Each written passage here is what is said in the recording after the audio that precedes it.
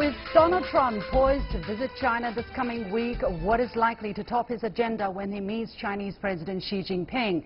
And with Singles Day just a week away, we'll be looking at why tech giants in the U.S. and China are doing so well and how that's going to affect us on a daily basis.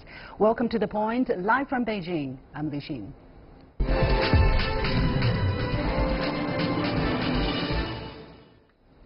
U.S. President Donald Trump will be visiting China for the first time in his presidency and in his life from November the 8th to the 10th.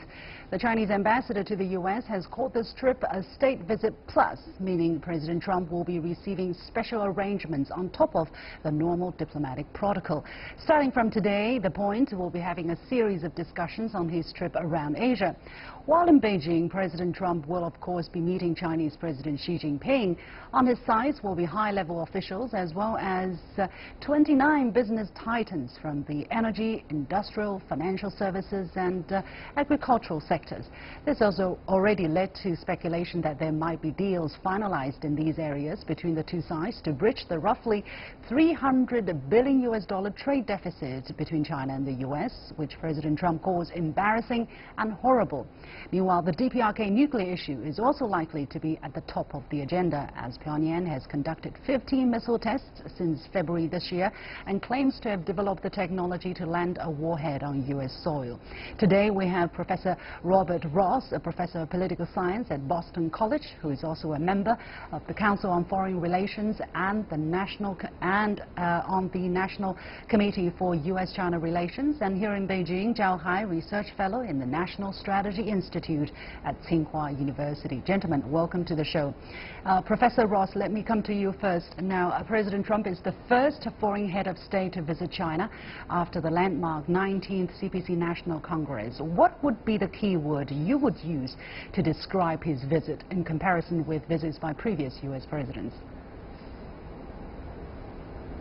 Well, there are two issues, as you mentioned, on the agenda. One is trade and one is the North Korea nuclear program. This will dominate the discussion. What makes this one unique is that, of course, for the first time in many years, we have an intellectual property right investigation ongoing regarding China, and we have the North Korean ability to reach the United States with ballistic missiles. So this raises the importance of this visit for U.S.-China relations and our ability to manage our relationship. After all, we have so much in common and so many interests that need cooperation. Then managing these two difficult issues, trade and North Korea, have now become even more important. Yeah, well, Zhao Hai, what is your take on the issue? First of all, let's take at just the high frequency the two leaders have met, right? They have personally met twice already, once in Mar-a-Lago in the United States, and they have talked over the phone a total of 8 times, plus exchanging letters to discuss issues ranging from bilateral ties to regional and global issues. Why have the two leaders been able to get in touch so frequently with each other? Well, in my opinion, there are 3 reasons. Number one is, of course, the urgency of North Korea nuclear and missile issue. As you mentioned just now, there are 15 missile tests this year by North Korea, and also there are nuclear tests, actually hydrogen bomb tests recently. So I think this issue put the urgency of both leaders in the United States and China to get in touch frequently to talk about what to do with the issue and cooperate with each other. Secondly, President Trump has this business style. He likes to pick up the phone and call his counterpart. We've seen this before, and he's continued this style while he's in office as President of the United States. And thirdly, after the initial contact with each other, particularly after Mar-a-Lago, I think two leaders established a very good relationship, working relationship and also personal friendship. So I think both leaders feel comfortable to get in touch with each other once they face certain issues, and they feel comfortable to work with each other. Professor Ross, how do you explain the unusually high frequency of contacts between the two leaders and the chemistry between the two leaders exemplified so far? Well, I think Zhao Hai is right. We have a number of issues that require presidential contacts to resolve these issues, and the urgency is great. And yes, President Trump's personal style is always different than his predecessors, and he does like to pick up the phone and call people. The trip in this context takes on even greater significance because, as you know, as you mentioned, this is President Trump's first visit ever to Asia, and his first visit to China, of course. And the Chinese people and the Chinese leadership is very good at laying out a welcome for the president and making him feel important and hosting him with great comfort and warmth. So I think this will be an important occasion to try and consolidate this personal relationship that the two men have developed. At the same time, it's important to understand that the issues on the table are not necessarily amenable to personal relationships. So as you may know, the United States is now considering arms sales to Taiwan. We have this trade deficit and an IPR investigation. And of course, we have continual American demands that China increase its pressure on North Korea. So all these issues will be on the table. And I assure you that President Xi Jinping will raise the Taiwan issue as well. So on the one hand, this is a good relationship, and the visit gives us an opportunity to consolidate it. But these are serious issues the two men will have to deal with in a fairly direct manner, and they're difficult to resolve. Yeah, and after all, it's still a relatively limited amount of time that they will have between themselves. Zhao Hai, some scholars at the beginning of this year were rather pessimistic about bilateral ties, and some were saying they were really concerned about the directions of bilateral ties. And now, seems that there are signs which point to a slightly different direction. What is your take? I think if you look at the United States and China, different countries you have different take on the current relationship, the temperature of the relationship. In China, initially, yes, there's a pessimistic sense that because President Trump picked up a phone call from Taiwan, and also there's this uncertainty all over the place. People don't know exactly what Trump's policy towards China. But particularly after April meeting in Florida, Mar-a-Lago meeting, the two leaders get pretty well with each other, established a working relationship, and also the full dialogues between the two countries. So from then on, I think the two countries have been working fairly well on the issue of North Korea and also on other issues. So far, both sides manage this relationship and control the differences. So far, it's to both sides satisfactory. So that's why on China's side, we believe the relationship is going well, and we hope this trend continues. However, on the U.S. side, I think their pessimism continues, and some of the U.S. scholars, and also, as Professor Ross mentioned, there are many issues, Taiwan, and also trade issue, and there are other complicated issues still ahead. So I think pessimism still exists on the U.S. side. At least uncertainty. Trade, as both of you have mentioned, is topping President Trump's top agenda this time. Professor Ross, now this week, President Trump just called U.S. Trade deficit with China embarrassing and horrible, and China responded almost as always that it had never sought a trade surplus. How do you look at this issue of trade deficit between the two? Does the $300 billion US figure really represent the true and whole picture of bilateral trade? Well, the trade deficit is a complex issue. On the one hand, it's an economic issue, not a policy issue. China's level of economic development, the high savings rate of the Chinese people compared to the low savings rate of the American people will necessarily contribute to a deficit in U.S.-China relations. Simultaneously, the purchasing power of the Chinese people are less than the purchasing power of the American people, and American products are generally more expensive. So there are those underlying economic factors that are not going to be resolved by policy decisions. At the same time, we do understand that there's a growing reluctance on the part of China's state-owned industries, on the part of the Chinese government, and even at local levels, to do more business with the United States, to allow American investment, to carry out trade. So the obstacles to trade are there, even as the intellectual property right issue causes political problems. So the political context is important. So to the extent that the Chinese leadership can manage the political problems, it will make it easier for the United States to accommodate the economic realities.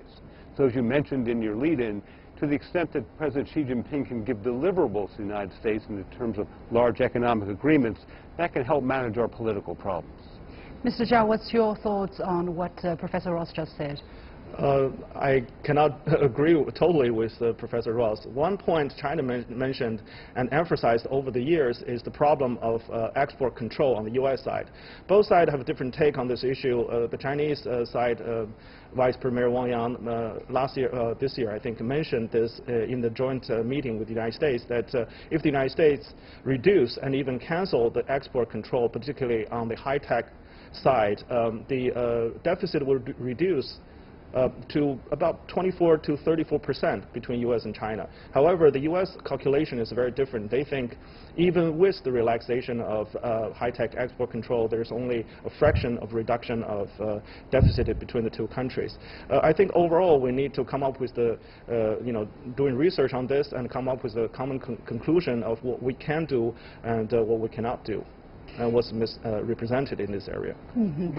Yes, go ahead, please, Professor Ross. With all due respect to Zhao Hai, I think both of our two countries are carrying out controls to keep the security of key industries and government security as well. So the Chinese government significantly limits not just American investment, any foreign investment that might undermine the security of communications within the Chinese government or military industries or vital industries. So the question is not how much the U.S. controls limit or contribute to the trade deficit, but the balance between Chinese controls and American controls. Second, it's important to understand why these controls are in place. On the American export controls, we need to be somewhat realistic about this. After all, when the PLA prepares for conflict with the United States, it's asking a lot for the United States to export technologies that could contribute to the capabilities of the PLA in the same way China wants to protect its domestic military industries and protects the security of its leadership and its communication. So this is not just the issue of American controls over export, but Chinese controls over American investments in China. It's a mutual relationship that probably offsets each other for the trade deficit. Is there anything that can be done at this moment during this trip, for instance, for China to open up some sectors as a starting point and for the U.S. to relax some export controls, maybe not in the most sensitive military industries, but in maybe energy sector? Zhao Hai, what is your take? Well, I think in the pre-negotiation between the United States and China, we're talking about Sinopec investing in U.S. oil fields, like probably in Texas or Virgin Islands. These projects are still undergoing, and I think the negotiation is still underway. I think in the field of oil and natural gas, China has huge demand. Now China imports about 60% of its energy from overseas, and the United States can be a stable and, if their price is competitive, can be a very good source of export of energy to China. And also other areas like agricultural, financial sector, financial service, also area that two sides can improve relations. For instance, even though China has big surplus in goods and commodity trades with the United States, U.S. has surplus in the area of service industry export to China. So I think, as Professor Ross pointed out, there's a structural problem, economic problem, not necessarily a policy problem. Professor Ross, you want to respond to that? No, I think that's largely correct. It would be easier for the United States to loosen the controls over Chinese investment in energy, for example, if the overall political relationship improved. So Zhao Hai mentioned services. There are controls over American access to the services market and the services industries in China. So there's room for negotiation and room for mutual compromise. That improves, again, the political environment, not necessarily having a significant impact on the deficit, but on so many of these things, it's politics that's more important for the relationship rather than the underlying economic issues. Let's move on to... After all, just to finish this off... Sure. Yes. Go ahead. Just to finish this off, we should understand that American leaders are constantly talking about the importance of employment for the American people. Once again, this is an economic versus a political issue. America is at basically full employment. So concerns that exports to China are taking jobs away from the United States should not be a real issue in the United States, given the strength of our market, our employment markets. It's a political issue, once again. I agree with you on that. Let's move on to, we have about 3 minutes to go. Let's move on to the issue that is, according to Professor Ross, topping the agenda, that is DPRK. What realistic expectations can we have out of this meeting between Xi and Trump in Beijing? Well, I think... Professor Ross. First of all, the Trump administration is learning a difficult lesson. The constraints on American behavior today are no different than they were under prior presidents Obama, Clinton, and Bush. As Secretary of Defense Mattis has frequently said, there is no military option. So we're in this for the long term. And I think the Chinese understand that, and the South Koreans understand that. Sanctions are valuable for reinforcing our commitments in opposition to the North Korean nuclear program, but I don't think anyone believes that sanctions are going to end or even reverse North Korea's nuclear capability. Recently, China put sanctions on America placed sanctions on a Chinese bank doing business with North Korea, and the Chinese leader Xi Jinping just exchanged letters with his comrade Kim Jong-un. So these are interesting developments worth watching. Why is China seemingly developing a warmer relationship with Kim than any time over the last 18 months? And we're sanctioning a Chinese bank. We don't know where this is leading, but it does seem there's a bit of a tit-for-tat going on here. Zhao Hai, your take on this issue? I think when President Trump visits China, President Xi will try to persuade him that this issue must be resolved peacefully, and China will cooperate closely with the United States to continue to put pressure on North Korea, reinforce UN security sanctions against North. But at the same time, the United States need to move forward and start a negotiation with North Korea. Well, to put this issue on a bigger context, what a lot of people will be watching out for, not just in China but in Japan, in the ROK, is what is going to be Trump's Asia policy that is going to be different from the pivot to Asia by his predecessor. Professor Ross, do you think President Trump will be able to outline a coherent and clear strategy during this trip? Well, I think first it's unfortunate the President is not attending the APEC summit in Manila, and prior to that he withdrew from the TPP negotiations, both of which signal the region that America's commitment to multilateral diplomacy, its commitment to ASEAN, is in question.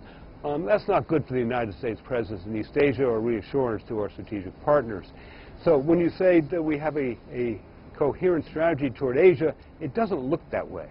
Rather, we are dealing with the issues piecemeal, one by one, and so as everything we read at the top of the President's agenda for East Asia is going to be Korea. Not our Asia policy, not our presence in the region, but Korea. And I'm not sure that's particularly helpful to reassuring the Southeast Asian countries, for example, that America can be a long-term partner. Mm-hmm. Maybe 10 seconds to Zhao Hai, your take on this question. Well, recently, McMaster and Rex Tillerson said the U.S. Asia-Pacific policy will be free and open Asia-Pacific, which sounds to me... Asia-Pacific?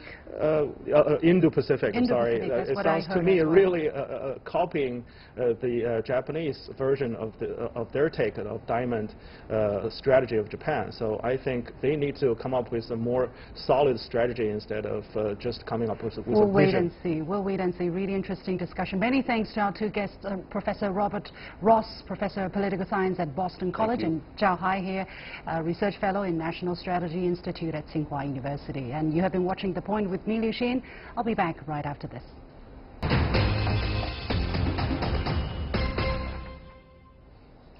Great earnings made by international tech giants such as Alphabet, Google's parent, and Amazon have been shown in their recent financial report. For instance, earnings per share for Google came out to be $9.6 versus estimates of $8.3, and revenue came in at almost $28 billion, higher than the estimated $27.2 billion.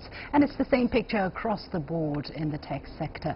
What are the factors driving such high earnings? I'm joined in the studio by Andy Mok, Managing Director of the Beijing-based Red Pagoda Resources. Welcome, Andy. Great to be here. Great to have you on the show. Now, what are the factors driving the high earnings by U.S. tech giants? Well, I think there's a couple of factors driving this. So first of all, of course, the U.S. has an enviable infrastructure for fostering technology innovation, starting with the military support of the Internet. On that base, companies like Google, like Facebook, like Amazon have taken advantage of that in combination with a large domestic market. But I think the economic drivers of the growing gap between tech companies and traditional companies are one that for the tech companies, their products, the marginal cost of producing an additional unit is essentially zero. Whereas when we look at traditional companies, whether that's an automotive company or a company like Procter & Gamble that has physical production, that takes a lot of money, takes a lot of capital, and most importantly takes time. The second part of that then is distribution. Also is very different. So technology companies essentially have instantaneous distribution. So those are, I think, two of the most important factors why we're seeing this phenomenon of software eating the world. Sure. And it's interesting when you mentioned the second part, especially that the low cost factor. And basically that is one of the reasons, as you mentioned, of the high earnings, but it's also a result, right, of the kind of high gap that we're seeing in the soft world and the rest of the other industrial sectors such as automobile or textile. Yes. How do you look at this growing gap of profit between these two worlds? Well, I think there already is a big gap, and it's only going to get larger, because the other factor driving this is that the best brains in the world now are all gravitate towards the technology sector. And why this is happening is, first of all, because like the movie business, you can hire a major star. If you have a success, you spread that over millions, tens of millions of viewers. So similarly, the tech companies can pay the highest salaries. And we see this especially true in artificial intelligence, where it's not unusual to pay a relatively inexperienced artificial intelligence researcher $1 million plus. So this gap exists, as we all know, but I think it's only going to get wider as time goes on. Should we be concerned about it? I mean, as you said, it's growing so fast and regulators can't keep up with it, right? And everything is moving in such a fast pace. Are there any potential side effects we should be aware of? Well, there are clearly downsides to this, and I think one thing we're seeing very clearly is that politics, business, and technology can't be separated as much as the American political system would like to believe that it can, as we're seeing Facebook, Twitter, and to a lesser degree Google being engulfed in this fake news, Russian hacking scandal. So I think, again, these are very unexpected consequences of the success of especially the social media companies in the United States. Well, is there a danger that when they're going too big, we might see the kind of crises that stemmed out from banking sector getting too big? I think that's certainly possible, but the other thing that we need to be aware of too is that there are gains, economies of scale, as well as gains from specialization, whereas the world moves increasingly towards being driven by artificial intelligence. Amassing the largest data sets gives companies an important advantage. So I think there are risks to becoming too big, but I think there are advantages as well. There are structural advantages. Are they sustainable? Could this be a potential bubble? Well, I think it depends what we mean by bubble. Valuations certainly don't look out of line when we look at earnings estimates, price earning multiples. It seems like this is quite sustainable.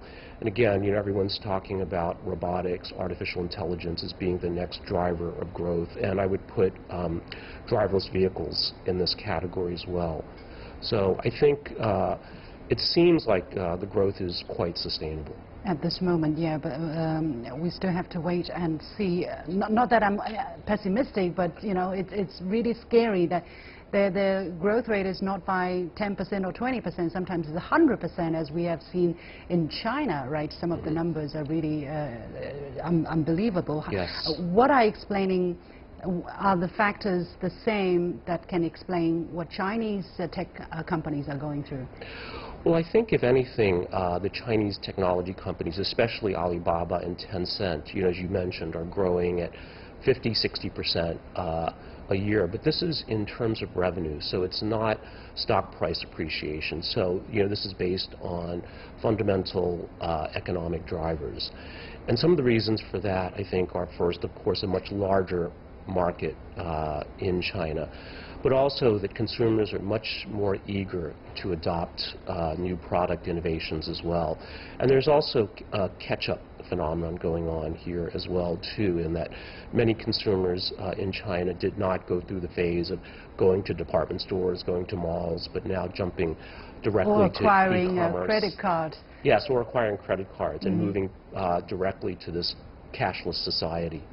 We're heading towards November the 11th, this big day for shoppers, online shoppers. I mean, in 2015, the Alibaba's main platform, Tmall, tripled its orders, right, on that single day. And now it seems that more international brands are being brought in. Altogether, consumers from over 100 countries placed over 21 million orders on the site during 24-hour frenzy 2015, and this year is predicted that the Tmall online shopping would hit $1 billion in an hour. What do you think are the drivers for Alibaba to go international so quickly? Well, I think first of all, Alibaba adopted this Singles Day or Double 11 in 2009, and it started out very modestly. So in 2009, I think they booked something like 50 million RMB in sales with 27 merchants. So last year they reached almost $18 billion in sales. So the growth has been astonishing. I think there's a couple of reasons for that. I think they recognized early on that every era has its signature holiday. So in the agricultural era, Mexico's Day of the Dead, I think, was very representative of that. In the industrial era, it was the United States Labor Day. In the digital age, perhaps it's Singles Day or Double 11, in that it's not only a phenomenon in China, but as you mentioned, hundreds of countries around the world are participating. And I think that the momentum is only growing as China's soft power, not just its economic influence, but the global interest in better understanding and engaging with China, not just at the governmental level, but at the business and the individual level as well, is an important driver. Sure, it's a phenomenon that's still rolling out. Are you going to book something on that day? I absolutely will. Me too. Let's exchange information what we bought. Anyway, many thanks to Andy Mark, Managing Director of the Beijing-based Red Pagoda Resources. And that is it for this edition of The Point with me, Liu Xin. Before I go, here's how you can get your stories, comments and videos aired on our program. We'll be launching a special show on world poverty reduction in mid-November, and we need your input. When you hear the word poverty, what comes to your mind? If you have a question to ask, a comment to make, or a story to tell, please send them to me via thepointwithLX@cgtn.com or share it on your Facebook or Twitter account using the hashtag #PovertyAndUs. Remember to tag me at thepointwithLX. Thank you for watching. You've got the point, and have a good weekend.